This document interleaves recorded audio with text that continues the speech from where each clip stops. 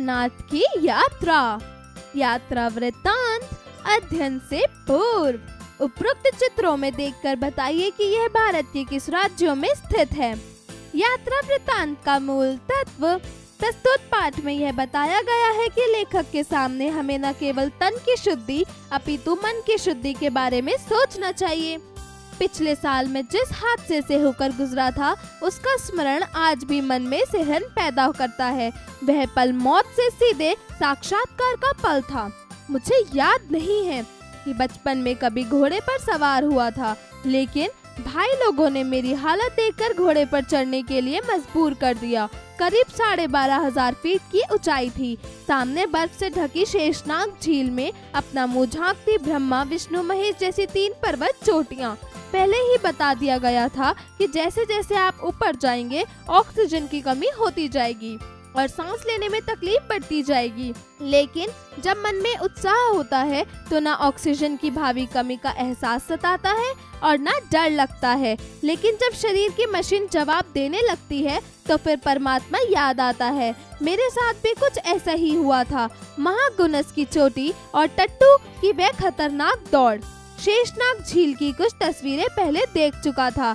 नीली झील का पानी कुछ ऐसा कि उससे निकलने वाली नीलगंगा भी खूबसूरत हो उठी है। लेकिन जब उससे आगे चले तो महागुनस की चोटी पर पहुंचने के लिए घोड़ी पर चढ़ा दिया गया, क्योंकि ऑक्सीजन की कमी से जूते का फीता बांधने के लिए झुकना भी ऐसे लगे जैसे एक मन बोझ उठाकर खड़ा हुआ हूँ। ऐसी हालत में दोस्तों ने सलाह दी, नंदन जी आप खतरा मोल मत लीजिए, स्वास्थ्य पहली चीज है, आप टट्टू पर सवार हो लीजिए। इसलिए टट्टू जी की शरण ली। 14,500 फीट की ऊंचाई की प्रसिद्धि महागुनस की चोटी पार करने के बाद उतार पर चल ही रहा था कि जनाब टट्टू जी रह रहकर बिदकने लगे। मैंने घोड़े वाले खान से कहा, खान तुम्हारा घोड़ा गड़बड़ करता है, मुझे डर लग रहा है। लेकिन खान के कान पर जूं न रेंगी। मेरी जान सांसत में के नीचे हजारों फीट गहरी खाई, अगर जरा सी गड़बड़ हुई तो हड्डी पसली ढूंढे ना मिले। तभी टट्टू ने एक जोर से हिनहिनाहट लगाई और लगा दुलत्ती झाड़कर भागने। सारे यात्रियों में खलबली मच गई। मेरे सामने मौत का काला सन्नाटा। जिंदगी अपने बचाव के लिए किस कदर चिपटती है कि जो घोड़ा मेरी जान लेने पर उतारू था उसी से बुरी तरह में चिपटा जा रहा था। क्षणों की बात थी और मेरा सफाया, लेकिन पता नहीं कैसे क्या हुआ कि मैं जमीन पर सही सलामत और खान करहा रहा था। उसे घोड़े की लत्ती लगी थी। दुलत्ती लगते तो शायद समा कुछ दूसरा ही होता। मैं उतरकर 1 मिनट खड़ा रहा, पता नहीं इसलिए कि परमात्मा का धन्यवाद दे रहा था या इसलिए कि बाबा अमरनाथ को अनुनय विनय कर रहा था। बहरहाल मेरी अमरनाथ यात्रा सफल होते होते बच गई। सफल इसलिए कि श्रद्धावान लोग कहते हैं कि तीर्थ यात्रा करते हुए यदि प्राण चले जाएं तो आदमी सीधे बैकुंठ जाता है। मेरा बैकुंठ का टिकट कैंसिल हो चुका था और मुझे छू छू कर देख रहे थे। जाको राखो साइयां, तजाब करते लोग गुजर गए। ऐसे में लोग पाप पुण्य का हिसाब लगाने लगते हैं। मैं भी इसी सकते से नहीं उबर पाया था कि मैं खाई की तरफ गिरता तो क्या होता, पाप पुण्य का हिसाब कैसे जोड़ता। बहरहाल इस हादसे से मेरी तथाकथित सहायक यात्रा अमरनाथ की यात्रा अमरनाथ की तीर्थ भावना का पुट भी ले बैठी और मैं स्वभावतः तर्क की कसौटी पर श्रद्धा को भी कसकर देखने वाला कमेर बेस यात्री ईश्वरीय शक्ति पर आस्था रखकर पैदल आगे बढ़ने लगा। लेकिन आइए इस व्यक्तिगत हादसे के संदर्भ में आपको शुरू से अपने साथ ले चलूं। हुआ यूं कि एक दिन एक फोन आया, नंदन जी कश्मीर चलिएगा। चलूंगा, अभी कश्मीर गया नहीं हूँ, कब चलना है? मैंने जवाब दिया, बताऊंगा, प्रेम कपूर और छोटे भी चल रहे हैं। इस तरह मैं इस महायात्रा का एक यात्री बनकर जुड़ गया था। जाने के दिन तक सारी तैयारी पक्की की। दिल्ली स्टेशन से जम्मू तक रेल में और फिर बस से पहलगाम। जम्मू तक और भी कई बार जा चुके थे, मगर इस बार की यात्रा का कुछ दूसरा आनंद था। सैलानी मूड में बेर भी लेकर किसी स्टेशन पर खाए तो सेब का मजा दे। जब जम्मू पहुँचे तो मारे गर्मी के दम निकला जाए। भला हो मेरी जम्मू रेडियो के मित्र वीर सक्सेना का, जो अपने 1 दर्जन नौजवान लेखक मित्रों के साहचर्य से दिन भर तिलठंडा किए रहे, वरना जम्मू की गर्मी कश्मीर का नाम बदनाम करने पर तुली हुई थी। सुबह की बस की टिकट बुक करा ली गई थी। रात कटने के लिए बस अड्डे के सामने टूरिस्ट हाउस में 2 कमरे लिए गए। रात आराम से कटी और सुबह तड़के उठकर सामान लेकर बस अड्डे पर जा लगे। सामान लादा और ड्राइवर साहब पूरे जम्मू शहर का चक्कर लगाते हुए हमें पहलगाम की ओर लेकर चल दिए। जम्मू शहर की परिक्रमा का कारण तब पता चला जब ड्राइवर साहब की पत्नी उन्हें हाथ हिलाकर विदा करने अपने घर से बाहर आई। जम्मू के आगे छोटे बड़े टीले पहाड़ियों में बदलने लगे और दोपहर तक पहाड़ियाँ पहाड़ों की शक्ल में ढल गई। चक्कर खाती हुई बस पटनी टॉप पर आकर रुकी तो हवा का ठंडा झोंका कश्मीर की जलवायु की बानगी देने लगा। पटनी टॉप पर जम्मू कश्मीर सरकार ने पर्यटक निवास बना रखे हैं। हरे भरे पाइन के सीधे तने खड़े हुए वृक्षों के बीच लाल छत्तों वाले मकानों की शोभा देखते ही रह जाने लायक थी।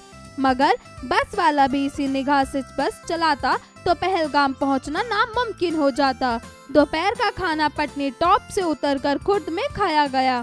इसके बाद की यात्रा दरियाए चेनाब के इलाके की यात्रा है, जो बहुत ही पहाड़ों से घिरा है।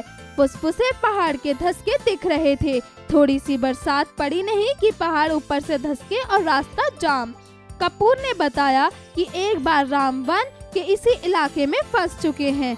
अपने राम बस की खिड़की से चेनाब के भयंकर गंदे पानी का उफान मारता बहाव देखकर दंग रह गए थे। यह हाल तो बिन बरसात था। बरसात में तो कहर बरपा होता होगा। मजा यह है कि पूरे कश्मीर घाटी को जम्मू से जोड़ने वाली यही एक जमीनी रास्ता है। हवा में आप भले चले जाएं और दूसरा इसके अलावा कोई जरिया नहीं है। हम ऊपर ही बढ़ते चले जा रहे थे जब तक जवाहर सुरंग नहीं मिल गई और जवाहर सुरंग पार करने के बाद नीचे झांक कर देखा तो बेरीनाग हरियाली के खूबसूरत कटोर में झांक रहा था। कंडक्टर साहब की कृपा थी कि इन्होंने ऐलान कर दिया कि वेरीनाग कौन कौन देखेगा। हमारा दल हाथ उठाने में आगे था। हमें तो सभी कुछ देखना था, लेकिन कुछ लोग थे जो अमरनाथ के अलावा कुछ और देखने को राजी नहीं थे। कंडक्टर साहब ने इसलिए पूछा था कि वेरीनाग जाने का रास्ता पहलगाम के सीधे रास्ते से भिन्न था और उसे अपने बस कारवा से अलग ले जानी पड़ती। उसके अलावा करीब 300 रुपए अतिरिक्त दिए गए और बस वेरीनाग को मुड़ गई। जहां बस रुकी वहां चिनार के घने पेड़ और खूबसूरत बगीचा था। पता चला यह जो नहर बह रही है यह झेलम का उद्गम स्थल है और उस कुंड को चारों तरफ से पक्का बांध दिया गया है। चिनाब के पानी के बिल्कुल विपरीत स्वच्छ निर्मल पानी का कुंड है। यह मानने का आज भी मन नहीं करता कि इतना बड़ा दरियाए झेलम इतने शांत कुंड से कैसे निकला होगा, लेकिन हमारे ना मानने से क्या फर्क पड़ता है। अगर झेलम का उद्गम स्थल वही है तो है। वेरीनाग से जो बस चली तो हरियाली की गोद में दौड़ती रही। फिर जाने कब एक बहुत ही खूबसूरत नदी के किनारे किनारे वह पहलगाम जा लगी। जी हाँ, वह खूबसूरत नदी मामूली खूबसूरत नहीं थी, असाधारण तौर पर खूबसूरत भी। नाम है लिद्दर। सच कहता हूँ, मैंने आज तक इतनी खूबसूरत नदी नहीं देखी। क्या पहाड़ी अल्हड़पन और क्या पानी का सफेद बहाव। तेजी ऐसी कि सांप शर्माए और गर्जना ऐसी कि समूचा पहलगाम उसके बिना सूना हो जाए। पहलगाम का दूसरा दिन करीब यात्रा कार्यालय में ही बीता। नजमुद्दीन साहब छड़ी मुबारक की तरफ लपके जा रहे थे। हम लोगों की उत्सुकता जागी तो हम भी उनकी जीप पर सवार हो लिए। पहुँचे तो साधुओं का भंडारा जोरों पर था।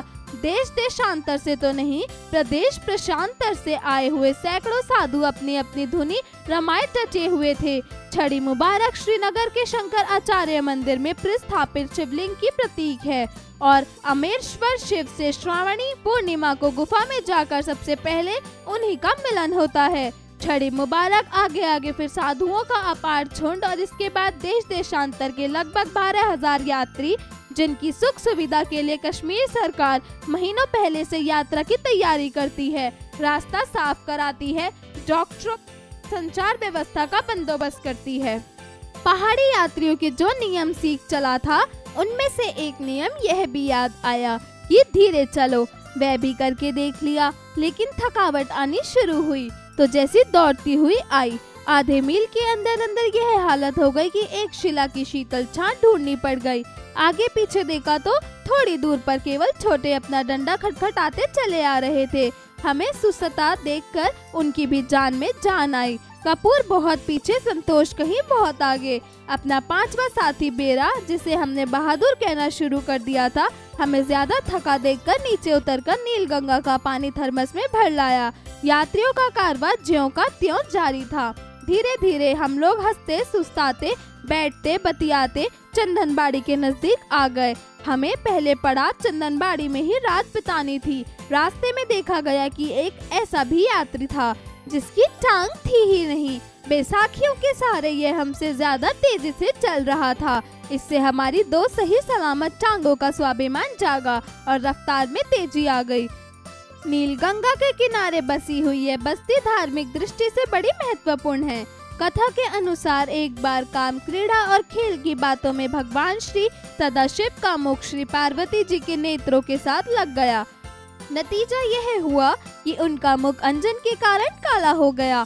भगवान सदाशिव ने अपने मुख को काला देखा तो उसे श्री गंगा नीलगंगा में धोया, जिससे गंगा जी का रंग काला पड़ गया। इस जल के स्पर्श से महापापों का नाश हो जाता है। नीलगंगा के नीले होने का यह धार्मिक रहस्य जानकर हिसाब लगाया कि पहलगाम में लिद्दर लंबोदरी की खूबसूरती का रहस्य नीलगंगा की यही नलीमा है।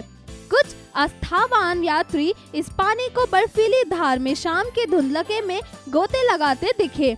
चारों ओर पहाड़ी से घिरे समुद्र तल से 9,500 फीट की ऊंचाई पर चंदनबाड़ी के मैदान में यात्रियों का कोलाहल, इंतजामकारियों की लाउडस्पीकर ध्वनि और घोड़ों की हिनहिनाहट सब लहराती नीलगंगा में खो जाती है। अपने टेंट के नंबर का पता लगाकर उसमें बिस्तर जमाए गए। थकावट के मारे बुरा हाल था। अपना पहलगाम वाला परिचित बेरा हम में से किसी को पानी दे रहा था, किसी के लिए चाय ला रहा था। यात्री के साथ चल रहे मोबाइल भोजनालय से खाना लाकर खाया गया और सारे बंदों को बिस्तरों पर लेटने की देरी थी कि नींद ने दबोच लिया। तड़के आंख खुली तो टेंट के पीछे की रस्सियां खुली हुई और छोटे की ऊनी सदरी चश्मा, जिसके बिना उसकी समूची दृष्टि यात्रा भी धुंधली रही, और बहादुर की बरसाती जैकेट गायब थी। लाउडस्पीकर पर ऐलान हो रहा था कि यात्री मेहरबान से दरख्वास्त है कि वह जल्दी से जल्दी चलने की तैयारी करे। आगे चढ़ाई बड़ी कठिन है। शब्दार्थ: कहरन अर्थात ठिठुरन, डर से कांपना। स्मरण अर्थात याद। जान सांसत में होना अर्थात बहुत कठिनाई में होता। सन्नाटा अर्थात खामोशी, सुनसान। भोजनालय अर्थात होटल, रेस्टोरेंट। सैलानी अर्थात यात्री। नामुमकिन अर्थात असंभव। अल्हड़पन अर्थात भोलापन, सरल पर। उद्गम स्थल अर्थात ऐसा स्थान जहाँ से किसी चीज की शुरुआत होती है। उच्चारण करें: गूंथ कर, तड़प तड़प कर। स्वीकार: विपत्तियाँ। तृप्त, आश्चर्यचकित। दुर्गति, आत्मत्याग। अध्यापन संकेत: शिक्षक शिक्षिका बच्चों को तीर्थ स्थल के बारे में बताकर उन्हें यात्रा करने के लिए प्रेरित करें। पाठ में दिए गए तीर्थ यात्रा को मानचित्र में खोजने के लिए कहें। अभ्यास कार्य: जरा बताइए। प्रश्न 1, दिए गए प्रश्नों के उत्तर बताइए। क, कश्मीर यात्रा का निमंत्रण लेखक को किस प्रकार मिला? उत्तर: कश्मीर यात्रा का निमंत्रण लेखक को फोन पर मिला। ख, ऑक्सीजन की कमी लेखक को क्या स्मरण कराती है? उत्तर: ऑक्सीजन की कमी लेखक को साहस और उत्साह का स्मरण कराती है। ग, महागुनुस की चोटी कितनी ऊंचाई को प्रदर्शित करती है? उत्तर: महागुनुस की चोटी 14,500 फीट की ऊंचाई को प्रदर्शित करती है। घ, मौसमी परिवर्तन का आभास लेखक को क्यों हुआ? उत्तर: जम्मू से पहलगाम की यात्रा के दौरान लेखक को मौसमी परिवर्तन का आभास हुआ। ड़, लेखक ने पहाड़ी यात्रा का कौन सा नया नियम सीखा? उत्तर: लेखक ने पहाड़ी यात्रा का नया नियम धीरे चलो सीखा। जरा लिखिए। प्रश्न 2, दिए गए प्रश्नों के उत्तर लिखिए। क, बस के ड्राइवर द्वारा जम्मू की परिक्रमा करने का क्या कारण था? उत्तर, जम्मू शहर की परिक्रमा करने का कारण ड्राइवर साहब की पत्नी थी। ख, छड़ी मुबारक का क्या महत्व है? उत्तर, छड़ी मुबारक में श्रीनगर के शंकर आचार्य मंदिर में प्रस्थापित शिवलिंग की प्रतीक है, जिनकी श्रावणी पूर्णिमा को गुफा में जाकर मिलन होता है। ग, नीलगंगा से जुड़ी पौराणिक कथा का वर्णन करें। उत्तर, ऐसा माना जाता है कि एक बार भगवान सदाशिव माता पार्वती के साथ क्रीड़ा कर रहे थे, तभी उनका श्रीमुख माता पार्वती के नेत्रों अंजन के द्वारा काला हो गया, जिसके चलते भगवान महादेव ने अपना श्रीमुख समीप बहती गंगा जी में धोया और गंगा जी का जल काला हो गया। तभी से गंगा जी अपने परिवर्तित रंग और नाम से नीलगंगा कहलाने लगी। घ, रात्रि विश्राम करने के पश्चात लेखक ने किस प्रकार का ऐलान सुना? उत्तर, रात्रि विश्राम के पश्चात लेखक ने ऐलान सुना कि यात्री मेहरबान से दरख्वास्त है कि जल्दी से जल्दी आगे चलने की तैयारी करें, आगे चढ़ाई बड़ी कठिन है। प्रश्न 3, दिए गए प्रश्नों के लिए उचित विकल्प का चयन कीजिए। क, अमरनाथ यात्रा में हुआ हादसा लेखक को किस प्रकार स्मरण कराता है? सिहरन, डर, अकड़न, इनमें से कोई नहीं। उत्तर, सिहरन। ख, चंदनवाड़ी चोटी की ऊंचाई कितनी है? 14,000 फीट, 13,000 फीट, 16,000 फीट, 9,500 फीट। उत्तर, 9,500 फीट। ग, लेखक को किसने सलाह दी कि वह टट्टू पर सवार हो जाए? पुजारियों ने, मित्रों ने, तीर्थयात्रियों ने, इनमें से कोई नहीं। उत्तर, मित्रों ने। घ, हरियाली की गोद में बस कहाँ दौड़ रही थी? अनंतनाग, पहलगाम, पेरीनाग, जम्मू। उत्तर, पहलगाम। प्रश्न 4, दिए गए वाक्यों में रिक्त स्थानों की पूर्ति कीजिए। क, बर्फ से ढकी डैश झील में अपना मुंह झांकती तीनों पर्वत चोटियां हैं।